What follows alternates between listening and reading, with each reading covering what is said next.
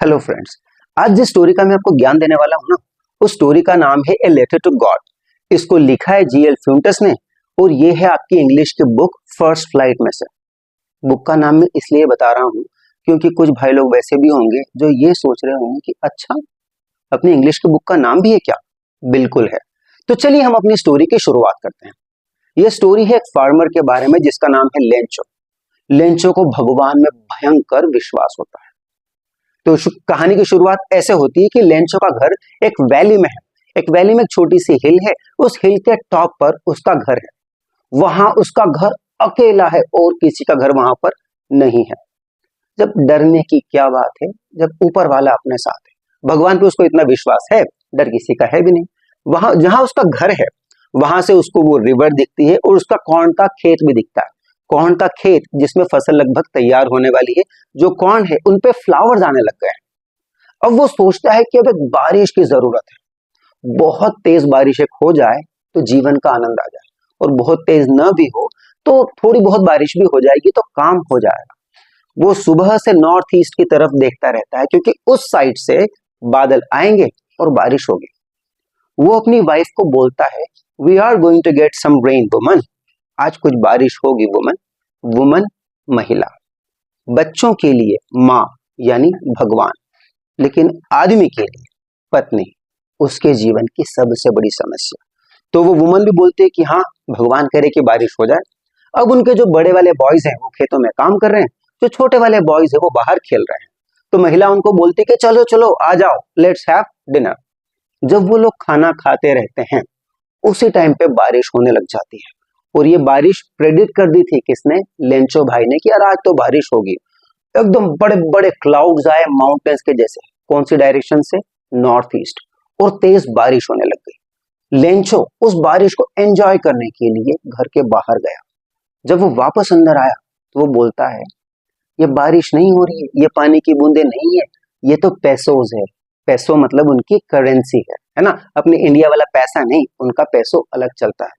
वो बोलता है जो बड़ी वाली ड्रॉप्स है ना, ये 10 पैसोज है, और जो छोटी वाली है ये 5 वाली है, यानी छोटी वाली छोटी प्राइस की है। अभी रुक जा भाई, थोड़ी देर बाद तुझे पता चलेगा कि एक्चुअली क्या है।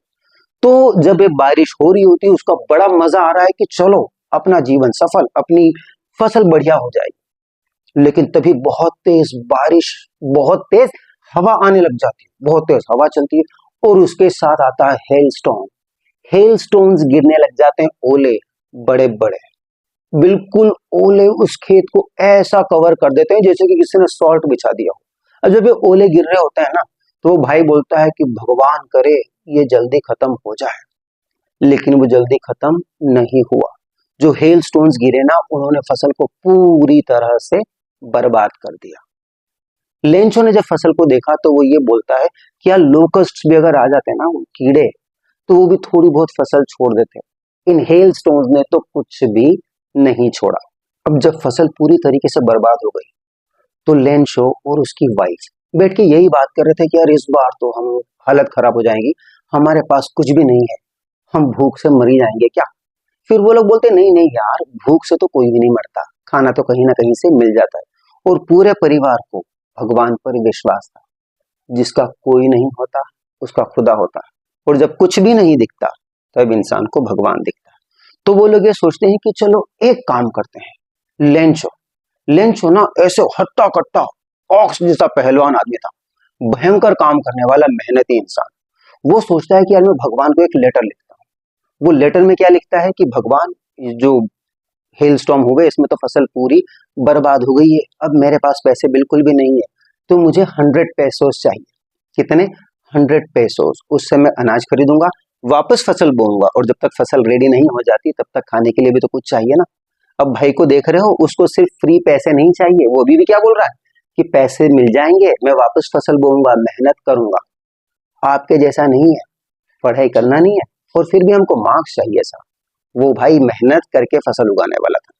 तो वो क्या करता है, संडे के दिन वो लेटर लिखता है भगवान को। ये सारी चीजें लिख देता है कि मुझे इतने इतने पैसे चाहिए। एनवेलप पे लिखता है क्या?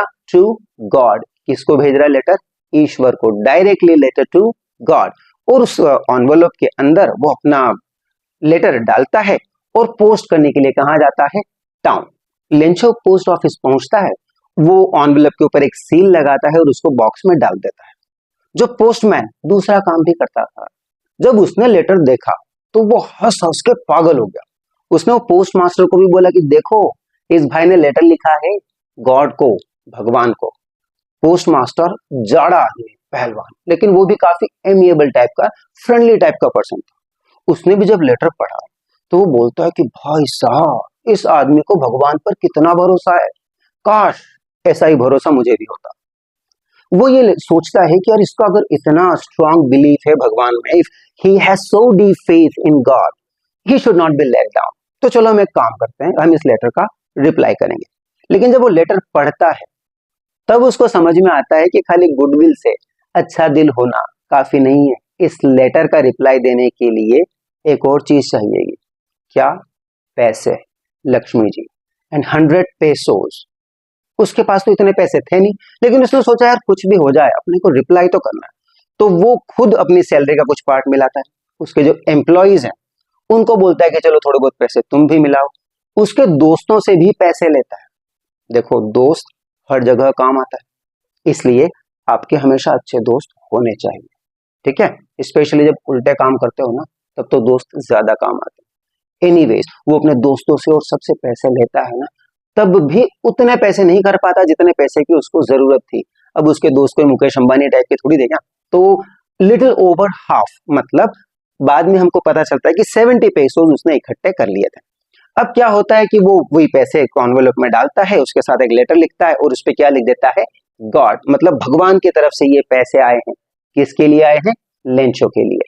अब वो पोस्ट मास्टर ने वो एनवेलप कर लिया है रेडी। अब बात आती है अगले संडे की। मुझे एक बात समझ में नहीं आई कि ये लेंचो हमेशा संडे को ही क्यों जाता था, उसको कौन सा स्कूल जाना था?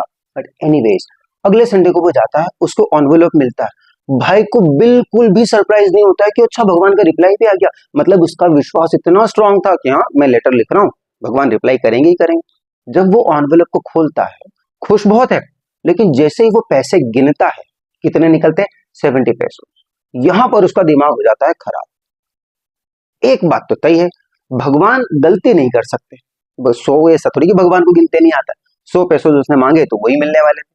और दूसरा ये भी था कि भगवान उसको डिनाई भी नहीं करेंगे, जो उसने बोला था ना कि मुझे 100 चाहिए, तो भगवान 100 ही देंगे, कम तो देंगे नहीं। तो आखिर कम कैसे हो गया? वो वापस एक लेटर लिखने का डिसाइड करता है, वापस पेपर इंक लेता है और लेटर लिखता है। लेटर बहुत सोच सोच के उसके एक्सप्रेशन जैसे आते फेस पे, ये वो, कि अपने आइडियाज को वो जैसे तैसे करके डालता है उस लेटर में। और उस लेटर पे वापस वही स्टैंप लिया, he would lick it and stamp, और उसने पोस्ट कर दिया, मेल बॉक्स में डाल दिया। जब जो पोस्ट मास्टर था उसने वो लेटर खोल के देखा, क्या लिखा था उसमें? डियर गॉड, आपने जो पैसे मुझे भेजे हैं ना, उसमें से 70 पैसों मुझे मिल गए हैं। बाकी 30 पैसों आप प्लीज भेज दीजिए, क्योंकि मुझे उनकी सख्त जरूरत है। लेकिन एक रिक्वेस्ट है, ये जो पोस्ट ऑफिस वाले लोग हैं ना, इनके जरिए मत भेजना। They are a bunch of crooks, क्योंकि आपने तो पिछली बार भी 100 भेजे थे, उसमें से 30 इन लोगों ने रख लिया। और यहां पर स्टोरी हो जाती है खत्म। अब मैं सोचता हूं कि वो पोस्ट मास्टर का कितना दिमाग खराब हुआ होगा कि एक तो उस बेचारे ने भला किया और उसके बाद भी उसको क्या बोला गया? A bunch of crooks. Anyways, this is where the story ends. अगली स्टोरी बहुत जल्दी आपके लिए लेकर आएंगे, तब तक के लिए गुड बाय।